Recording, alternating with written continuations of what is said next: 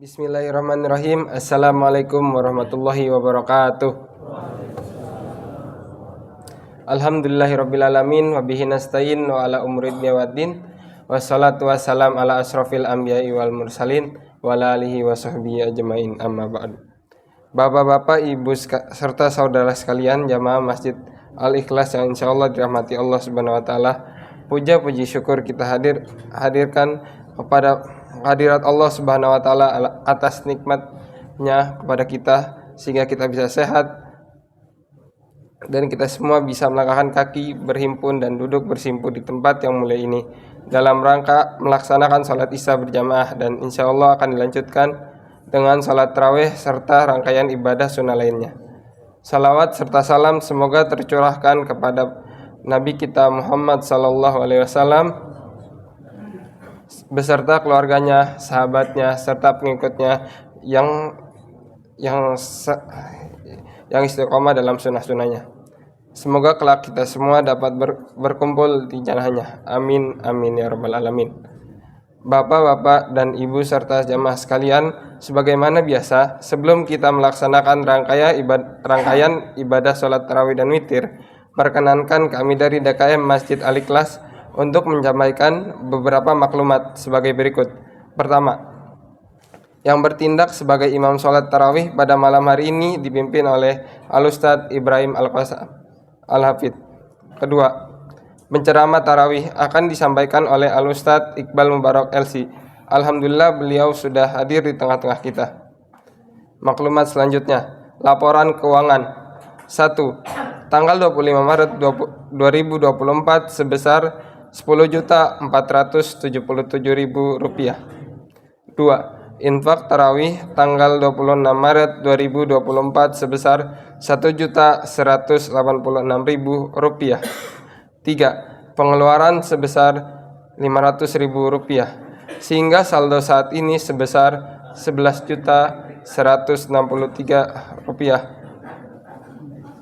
Atas amal jariah para jamaah sekalian, kami dari DKM Masjid Al-Ikhlas mengucapkan jazakumullahu khairan katsiran. Semoga Allah membalas dengan pahala yang berlipat ganda. Amin, amin ya rabbal alamin. Selanjutnya kami dari DKM Al-Ikhlas masih menerima infak dan sedekah untuk takjil dan buka puasa bersama, bisa berupa uang maupun berupa makanan. Masjid Al-Ikhlas setiap hari menyalurkan 150 sampai 175 porsi makanan untuk berbuka puasa. Bila Bapak Ibu jamaah sekalian berkenan memberikan infaknya, dipersilahkan bisa menghubungi Bapak Adam Usmanto atau Bapak Haji Abdul Mukti. Kemudian kami menghimbau kepada para jamaah yang membawa putra-putrinya, mohon agar dapat mendampingi dan mengkondisikan sehingga tidak mengganggu jalannya rangkaian ibadah malam ini. Demikian maklumat yang kami sampaikan, kurang lebihnya mohon maaf. Akhirul kalam, wabillahi taufiq wal hidayah. Wassalamualaikum warahmatullahi wabarakatuh. Bismillahirrahmanirrahim. Assalamualaikum warahmatullahi wabarakatuh. Innal hamdalillah nahmaduhu wa nasta'inuhu wa nastaghfiruh wa na'udzu billahi min syururi anfusina wa min sayyiati a'malina. Man yahdihillahu fala mudilla lahu wa man yudlilhu fala hadiyalah. Asyhadu an la ilaha illallah wahdahu la syarika lah wa asyhadu anna Muhammadan abduhu wa rasuluhu la nabiyya ba'dah, amma ba'd. Hadratal muhtaramin, para asatid, para tokoh, para hujaj, pengurus DKM Masjid Al-Ikhlas, wabil khusus Imam Rawatib kita Ustadz Basit, ada Ustadz Maulid, tadi disebutkan Ustadz Ibrahim, saya tahunya Ustadz Maulid. Alhamdulillah, mudah-mudahan Allah Subhanahu wa taala memberikan kesehatan jasmani dan rohani pada pengurus DKM agar Allah mudahkan untuk berkhidmat kepada para jamaah Al-Ikhlas semua. Dan mudah-mudahan bapak-bapak, ibu-ibu yang hadir semua dalam kesempatan di malam hari ini diridhoi dan dirahmati Allah Subhanahu wa taala. Amin. Ibu bapak sehat? Alhamdulillah. Puasa lancar Pak, Bu? Lancar. Di Al-Ikhlas ini malam keberapa nih? 18? 18 apa 17? 18. Alhamdulillah. Ada yang 18 setengah tadi. Ada yang udah batal? Ada ya? Ustaz, saya batal dalam perjalanan. Faman kana minkum maridun, sakit. Barang siapa sakit, au ala safar, atau dia berperjalanan jauh. Dalam madhab Syafi'i 89 km, sebagian madhab 80 km. Nyampe puncak pas di Taman Safari 80 kilo. Saya mau buka puasa, jalan-jalan ke Taman Safari. Niatnya buka. Boleh nggak Pak? Ya, nyari-nyari celah. Mudah-mudahan Allah Subhanahu wa taala terima amal ibadah kita semua, puasa kita, salat kita, bacaan Al-Qur'an kita insyaallah. Amin ya rabbal alamin. Maka Ramadan ini merupakan momentum terbaik kita untuk islahun nafs, memperbaiki diri. Karena jangan sampai ini bulan syahrul rahmah, bulan penuh rahmat. Syahrul maghfirah, bulan penuh ampunan. Tahu-tahu ada yang masuk ke dalam bulan penuh ampunan, keluar bulan ini enggak mendapatkan ampunan. Celaka kata Rasulullah. Raghima anfu rajulin dakhala alaihi Ramadan thumma salakha qabla an yughfaralah. Raghima anfu rajulin, kata para ulama hadis, maknanya yaitu dhillah, hina, tercela, atau juga khasir, rugi. Bisa-bisanya Ramadan datang, bulan maghfirah, ternyata dia tidak mendapatkan ampunan. Kenapa? Dikatakan bahwa mereka bi an lam yatub, belum tobat. Aulam yu'adzimhu bil mubalaghah fi ta'ah, enggak sungguh-sungguh untuk berbuat ketaatan. Sebelum bulan Ramadan enggak pernah sholat, masuk bulan Ramadan sama juga, enggak sholat juga. Yang model begini dikhawatirkan tidak mendapatkan ampunan Allah. Bi an lam yu'adzimhu bil mubalaghah fi ta'ah. Maka jangan samain Ramadan enggak Ramadan. Ramadan momentum untuk kita memperbaiki diri kepada Allah Subhanahu wa taala. Makanya para ulama katakan Ramadan ini kita dianjurkan untuk memperbanyak istighfar. Mohon ampun kita kepada Allah Subhanahu wa taala, banyak dosa kita sebelum masuk bulan Ramadan, salatnya bolong-bolong, ada hak-hak Allah yang tidak kita tunaikan. Kita minta ampun. Ada syarat tobatnya. Yang pertama an-nadam, yaitu kita menyesali. Kedua, al-iqla'u 'ala dzam, menghindari dosa. Kemudian al-azmu 'ala adamin audah, bertekad, berazam tidak mengulangi dosa lagi. Kalau kemarin kita masih bolong-bolong, masuk Ramadan kita bertekad pokoknya puasa kali ini jangan sampai bolong. Sholat tahun ini, Ramadan ini jangan sampai bolong. Ini syarat tobat. Ustadz, saya dulu waktu sekolah banyak bolongnya sholatnya. Gimana? Kalau menurut jumhur ulama, mayoritas ulama katakan itu sholat yang dulu kita tinggal harus diganti, diqadha. Berapa tahun kita tinggalkan? Lupa Ustadz, banyak. SMA nggak tahu, asar sering ninggal, maghrib nyampe rumah udah kecapean.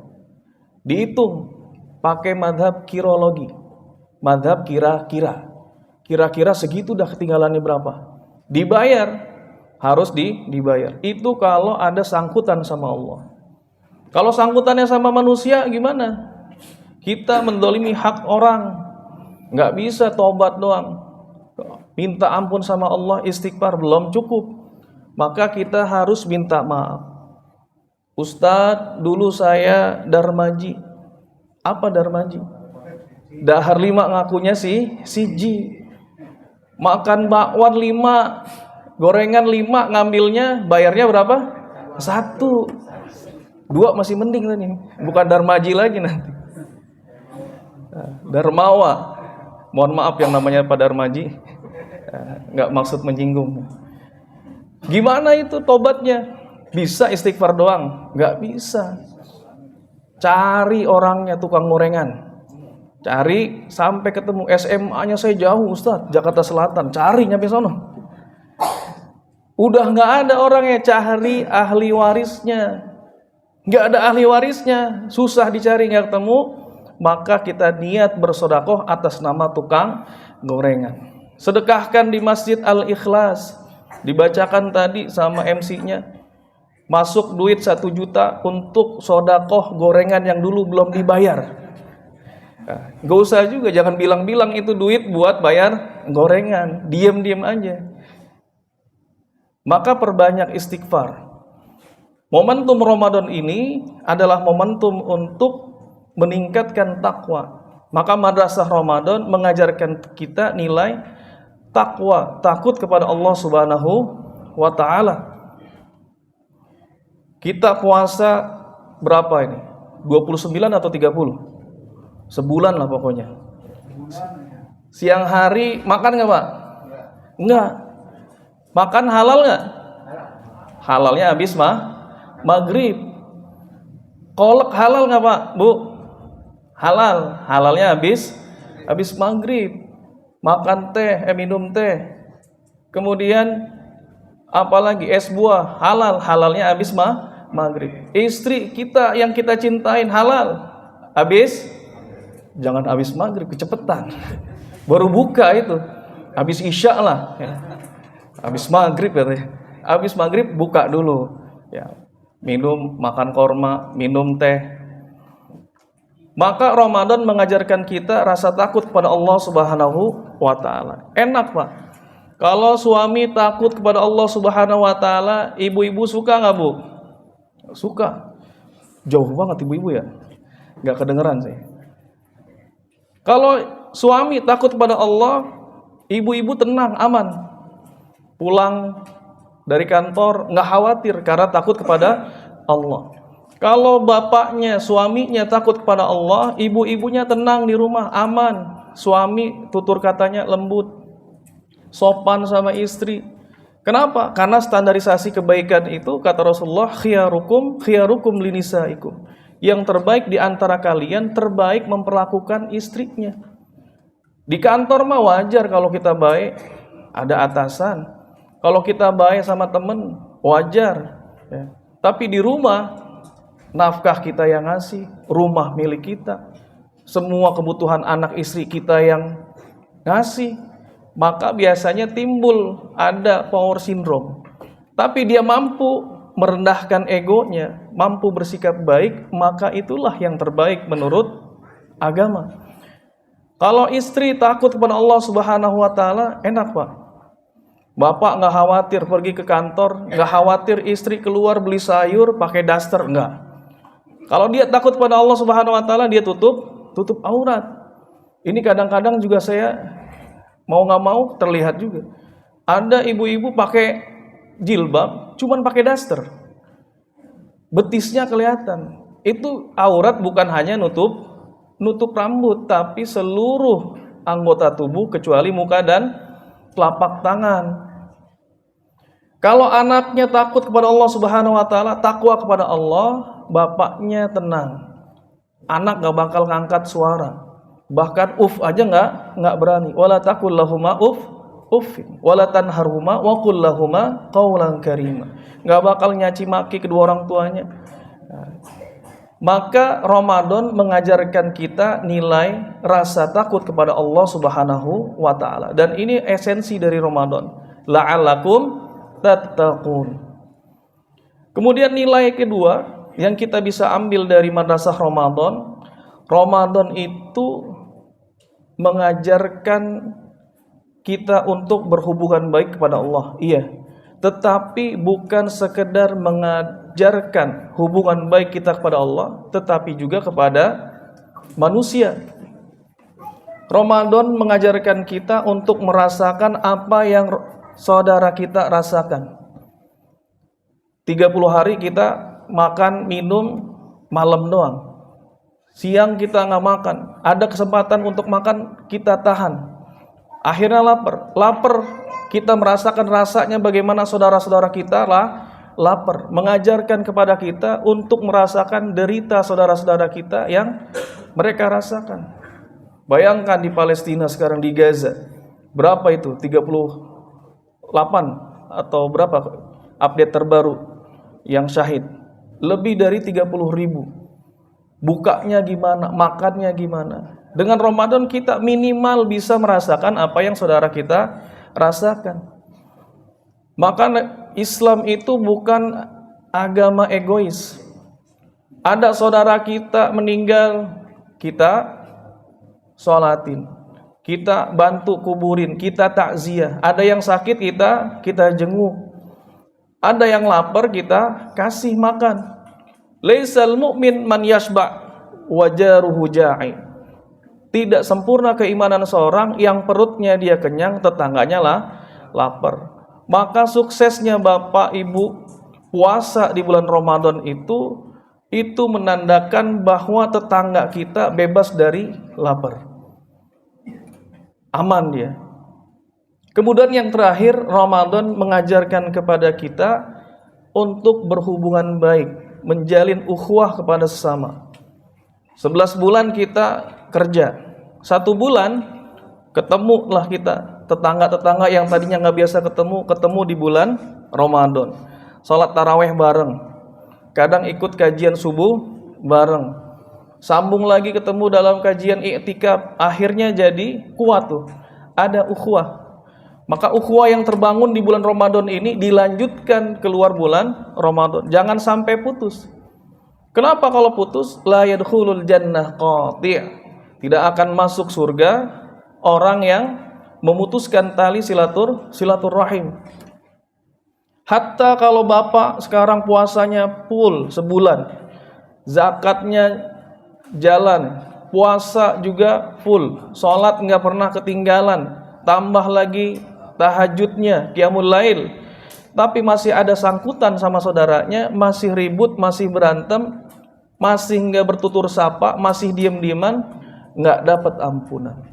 Kata Rasulullah, tuftahu abwabul jannah yaumul itsnain wal khamis fayughfaru likulli 'abdin la yusyriku billahi syai'an. Tiap Senin, tiap Kamis dibuka pintu-pintu surga. Semua kata Allah dapat ampunan selagi dia nggak syirik. Cuman ada yang nggak dapat ampunan, illa rajulan kanat bainahu wa baina akhihi syahna, yaitu seseorang yang masih ada sangkutan, masih ribut sama saudaranya. Apa kata Allah? Andiru hadaini, ditangguhkan 2 orang ini ampunannya. Sampai kapan, Pak? Hatta yastoliha, sampai Bapak maaf-maafan sama tetangga, sampai kita maaf-maafan. Jangan sampai selesai bulan Ramadan nggak nyangka, kita nyangka dapat ampunan, ternyata masih diemin saudara kita. Wal iyadu billah. Maka la taj'al yauma saumika wa yauma fitrika sawa. Jangan samain hari-hari nggak puasa dengan hari berpuasa. Idza sumta, kalau Bapak puasa, puasain juga. Falyasum samuuka, puasain telinganya. Hindari majlis ghibah. Ada orang buka puasa bersama, selesai buka puasa bersama malah ghibah. Ada kafaratnya.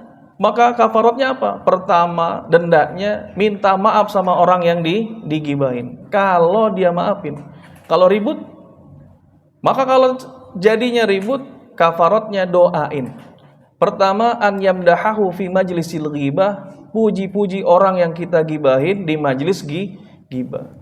Majlisnya di mana? Di tempat kita ngibahinnya. Di kafe, ya puji di situ sama teman-teman yang dulu kemarin ngegibahin. Kemudian doain an yadwalahu, an yastaghfirullah, mohonin ampun kepada orang yang kita gibahin. Ini majlis kalau kita berbuat ghibah, kafaratnya begitu. Kemudian falyasum sam'uka wa basaruka, matanya juga puasain.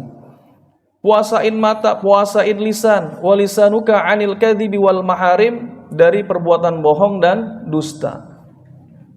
Wadai adal jar, jangan sampai menyakiti tetangga. Pas puasa gimana? Waliyakun alaika wiqar, hendaklah orang yang berpuasa itu ada wibawanya, jangan pura-pura lemes. Kadang pura-pura lemes padahal udah minum siang harinya. Takbiran paling khusyuk nangis padahal puasa jebol berkali-kali ya. Waliyakun alaika wiqar, kata Rasulullah, hendaklah kalian berwibawa, wasakinah, tenang, jangan emosian puasa. Ya. La taj'al yauma saumika wa yauma fitrika sawa, jangan engkau samakan hari-hari puasamu dengan hari-hari tidak berpuasa. Inilah tiga nilai yang perlu kita ambil dari madrasah Ramadan. Mudah-mudahan Allah Subhanahu wa taala menerima amal ibadah kita semua di bulan Ramadan. Allah Subhanahu wa taala berikan kita ampunannya dan rahmatnya di bulan Ramadan ini sehingga menjadi asbab kita dimasukkan ke dalam surga Allah Subhanahu wa taala. Mohon maaf atas segala kekurangan dan khilafan. Kita akhiri dengan kafaratul majlis. Subhanakallahumma wa bihamdika asyhadu an la ilaha illa anta astaghfiruka wa atubu ilaik. Assalamualaikum warahmatullahi wabarakatuh.